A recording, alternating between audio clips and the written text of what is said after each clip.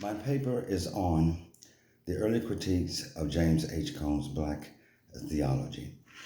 The purpose of this paper is to examine scholarly critiques of Dr. James H. Cone's first two books, Black Theology and Black Power, and Black Theology of Liberation. The central themes, this paper analyzes critiques of Dr. Cone's first two books, Black Theology and Black Power, and A Black Theology of Liberation. I will explore these issues and criticism of Cone's theological voice by other scholars such as J.D. Otis Roberts, Jacqueline Grant, Cornel Rest, Gerard Wilmore. I will examine the omission and weaknesses they perceived in Dr. Cone's Black theology, which was derived from the combined influences of Dr. Martin Luther King and the Black Power movement. Among these early criticisms of Cone's Black theology are the following. First, Dr. Cone's first two books focus heavily on race, that is, blackness in the United States, to the exclusion of other types of oppression.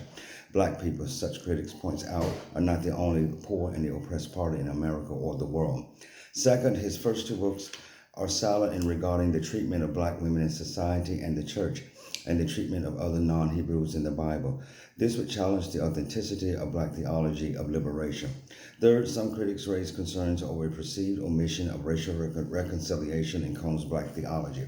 In this paper, the exercise of setting forth and analyzing these critiques and Cone's responses to them has scholarly significance in that it clarifies the continued development and expression of his theology. In the aftermath of the assassination of Malcolm X, on February 21st, 1965, and Dr. Martin Luther King Jr., April 4th, 1968, America was in need of a new voice to speak to the struggle and oppression of blacks living in the Americas from a theological perspective. This voice was needed to challenge the dominant white theological voice that was tolerant and even supportive of the oppression of African Americans from colonial America into modernity. In this context, Dr. Cone's first book, Black Theology and Black Power, provides a definitive explanation of the origins and the purpose of his new theological voice. Cone affirms that Black theology and Black power rose out of the tribulations of the civil rights movement of the 1960s. Cone's theology therefore would reflect on what he considers to be the civil rights movement's strengths and weaknesses and be expressed in his own analytical, sociological, and most of all, theological voice in a new era of liberation. My section on Cone's responses through Black theology and white theologians' slow response. The marches, sit-ins, protests taken up by the civil rights activists, along with Dr. Luther King's challenge to the white religious establishment to join the fight for equal justice and equality for all Americans, made it extremely difficult. Cone emphasized for the white religious establishment to remain indifferent to the implications of the gospel for black people's struggle and for justice. Indeed, Cone affirms that a significant response from white religious and theological establishments began relational to the black oppression in the latter half of the 60s and the early 70s. The increased presence of black students and faculty, James Forman being a notable example with the publication of his Black Manifesto and the Black Power movement in urban centers, gave greater credibility to the substance and legitimacy of black theology.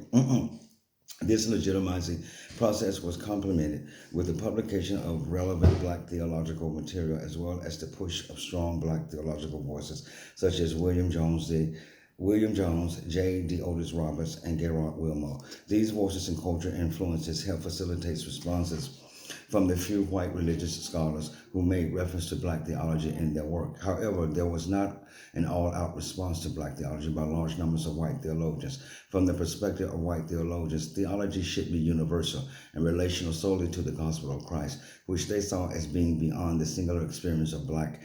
White theologians saw the experience of oppression as being an issue of ethics and pastoral concern, not one that necessitated theological reflection.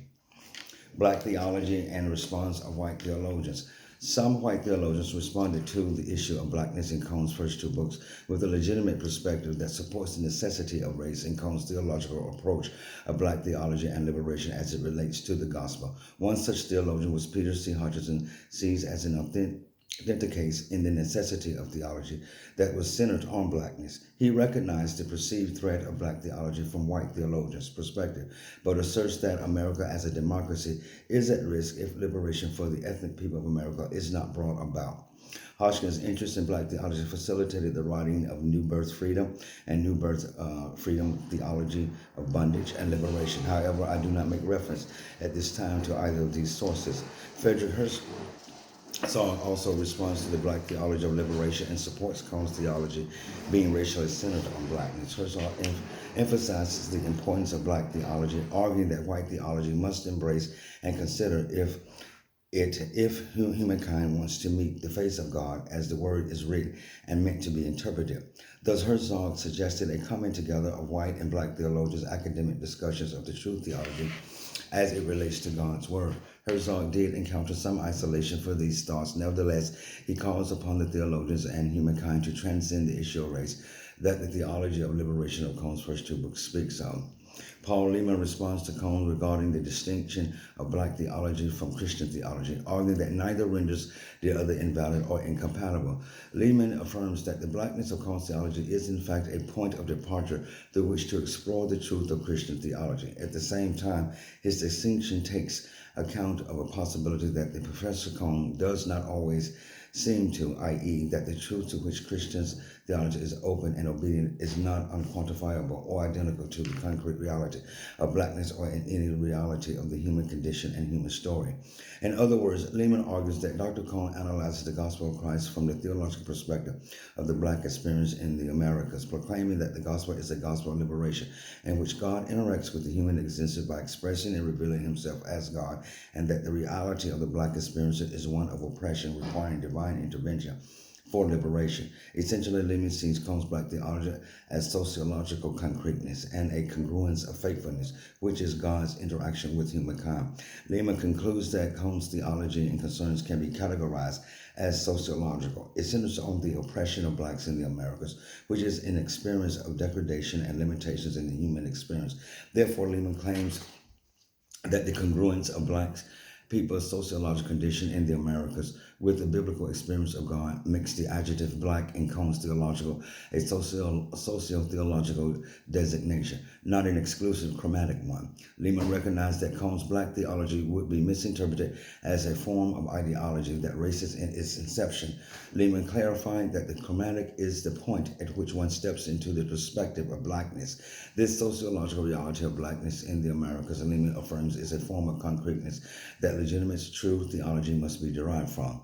Lehman asserts that Cone's correlation between the Israelites and their deliverance is appropriate in Cone's black theology and its meaning for the liberation of black people in modernity.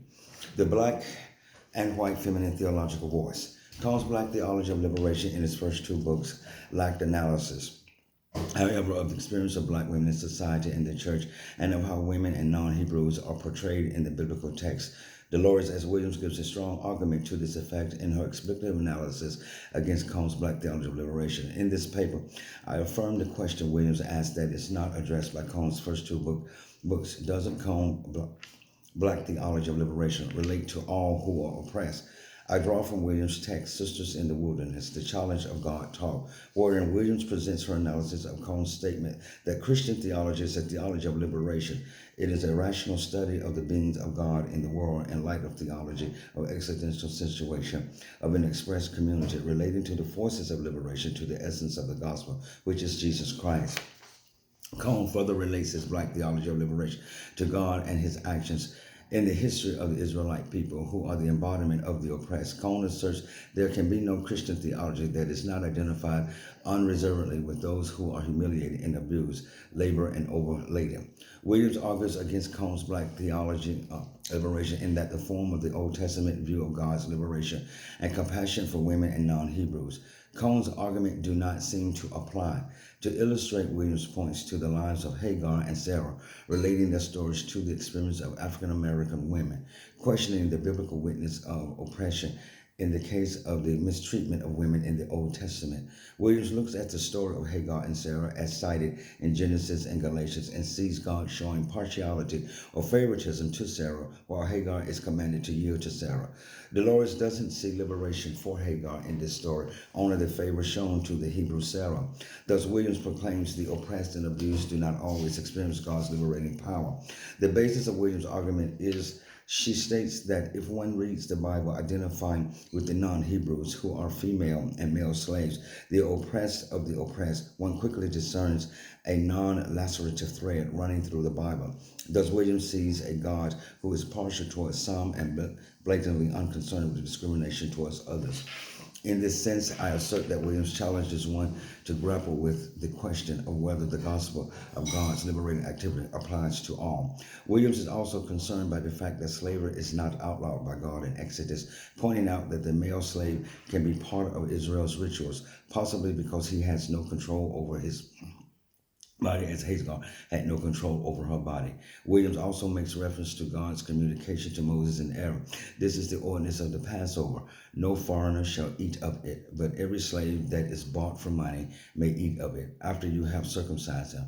But no sojourner or hired servant may eat of it. Williams interprets this edict of God's allowance of the institution of slavery over others, in which she does not see the liberating strand of Cone's Black theology of liberation being applied to all. Williams also points out covenant codes in the book of Exodus that deal with the rights pertaining to Hebrew male slaves and the codes of holiness that allow women to be maintained as slaves, granting all the rights of power, privilege, and ownership of female slaves to Hebrew men. Thus, there is an allowance of human oppression and ownership of other people through the holy laws, in which Williams does not see a liberating God of all people. In other words, in reference to Cone's Black theology liberation, she does not see a God that speaks for all those who are oppressed with a liberating spirit, but rather an allowance of repression with favor shown towards those of Hebrew ancestral heritage. Reconciliation and the Black theology of liberation.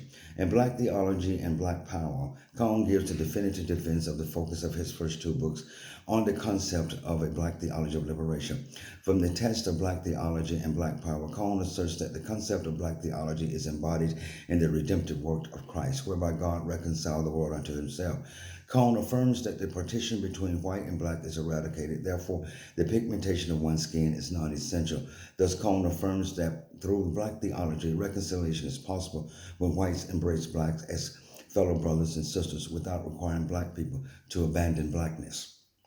The process of reconciliation is only possible through the eradication of the racist white supremacist structure through which blackness becomes the central focus of dialogue. Thus, Cone affirms the task of Black theology is to make the biblical message of reconciliation contemporaneous with the black situation in America.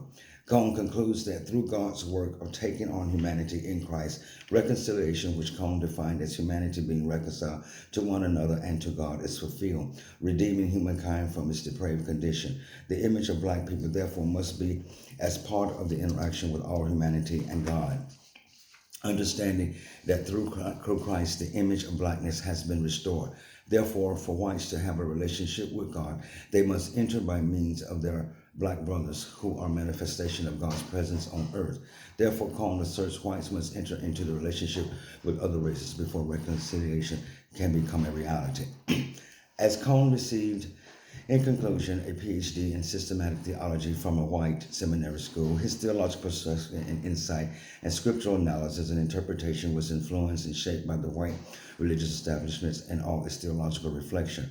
Cone's personal wisdom and rational knowledge of his people, history, oppression, the black experience, and the oppression in the American is the necessary point of departure for the Black theology of liberation. Cone developed the Black theology of liberation to show how that the God of the Old Testament and New Testament is an active deity concerned with the poor and oppressed, and that the incarnate Christ and his mission was the full expression of God's concern, love, and liberation of the poor, outcast, sick, oppressed, and downtrodden.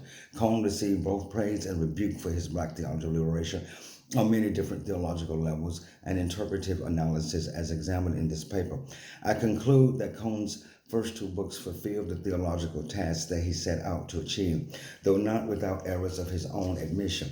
The Black theology of liberation successfully redefined and reinterpreted scripture as it relates to black oppression in the Americas. He challenged the traditional historical ecclesial practices of the white religious establishment, theological reflection, and the white supremacist culture out of which it derived. James H. Cone challenged the world in the development of Christian theology to reflect the true gospel of Christ. Christ himself is the center of true theology, and its great commandment is to love one's creator and neighbor as one would love oneself. This is the commandment that I conclude Dr. James H. Cone's Black theology is most reflective of. Lastly, Cornel West's criticism of the level of mediocrity in the theological reflection of modern times gives strong support to Cone's Black to Cone's Black liberation theology, underscoring the necessity of new voices to redefine the Christian theology as it is applicable to modern social and cultural problems.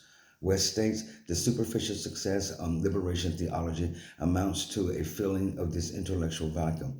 With the exception of Jurgen Moltmann, Mary Daly, James Cone, and a few others, little theological effort has been made to delve into the depth of European and American experience. By this premise, I conclude Cone's Black theology of liberation is a concept that needs to be continued, not just in its conception, but applied in the historical, sociological, and theological concepts of which Dr. James H. Cone and Black liberation speaks of liberation as Christ being the active agent for the deliverance of the poor and oppressed, not the proud and the corrupt. Not the proud and the corrupt. And that concludes my presentation. Yes, on the criticisms of James Cone's Black theology of liberation in reference to his first two books.